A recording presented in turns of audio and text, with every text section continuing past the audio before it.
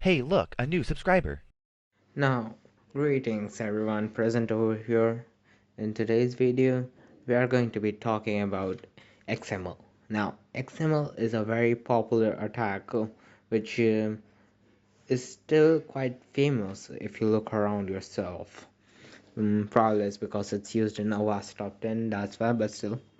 So an XML attack is a vulnerable feature of XML parsers. Now, if you don't know what's parsers, suppose there is a code and then you break down that code into simpler strings for you to understand and to do better analysis.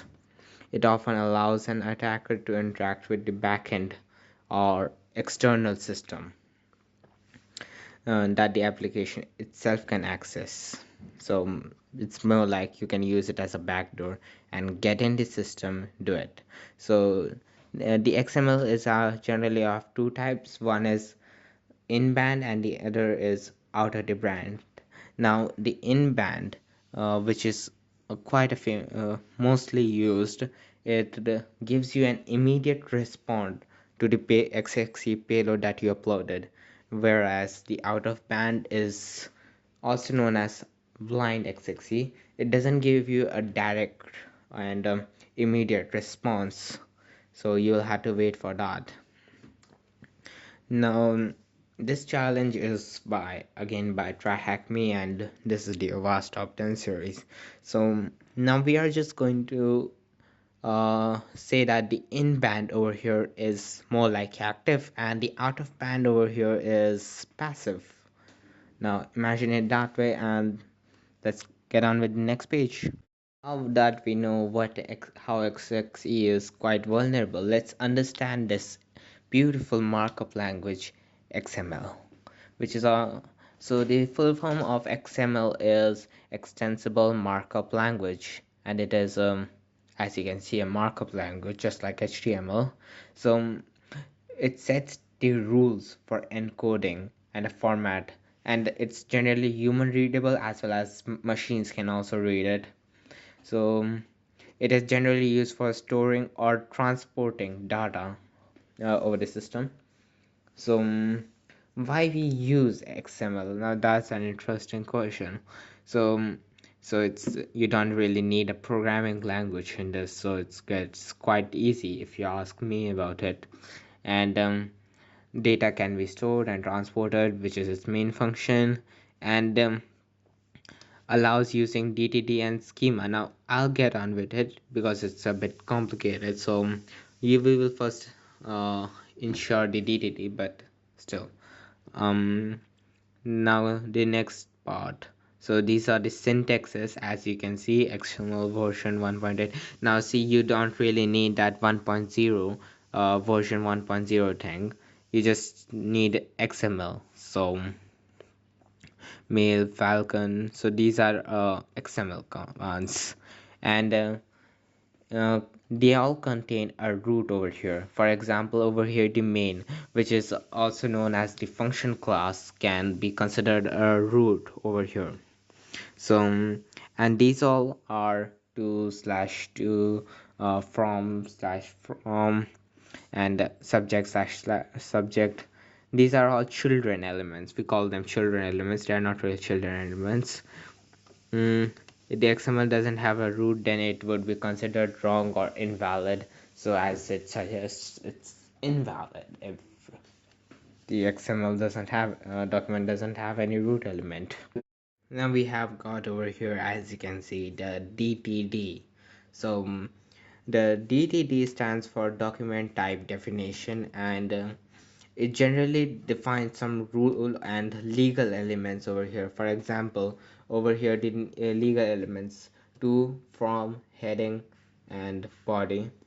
So these are all can be called children elements, and uh, it's from PC data element, from PC data element, heading PC data. Now I like you to remember all of these things because it will get complicated if you don't.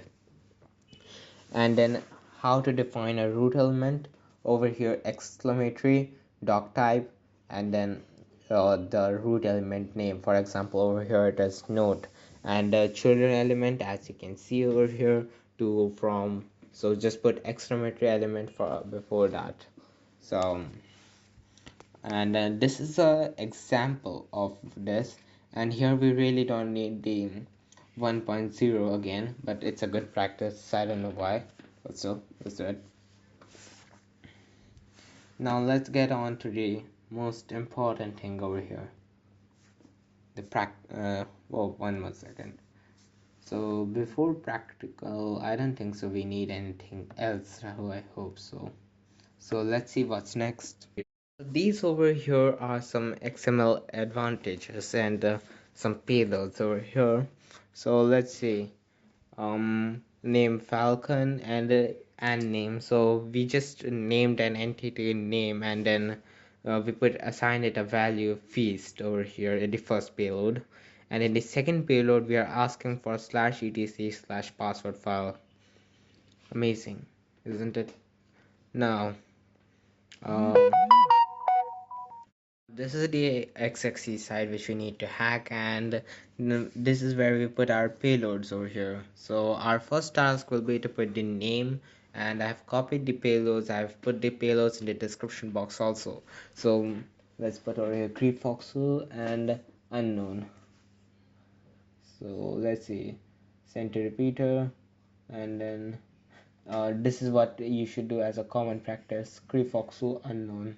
So I've also stayed over here and done some extra efforts for you, and try it without me doing it. So I just love using Burp Suite, and plus I think it's better for your practice also of Burp Suite. I know you have forgotten completely about Burp Suite. Now this is the payload which will get us the /etc/password file. Now this is where we get our things. Now our first password is complete, and then complete. So let's turn off and complete. Okay, complete, and then I need to put the /etc/password. So Falcon. Okay, so I need to find the SSH key located. Now I'm going to leave that thing to you.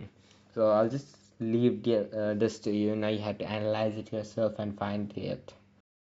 Hope you found the SSH key over here, and so because I certainly did over here. So this is the /etc/password file, and this is the where the SSH key is located.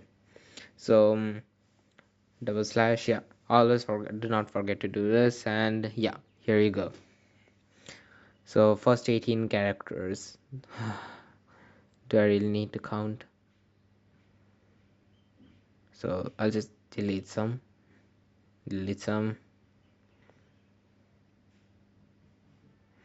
mm.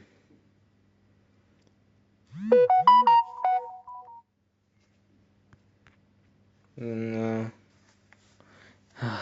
why is it taking so long? Wait a minute for me there.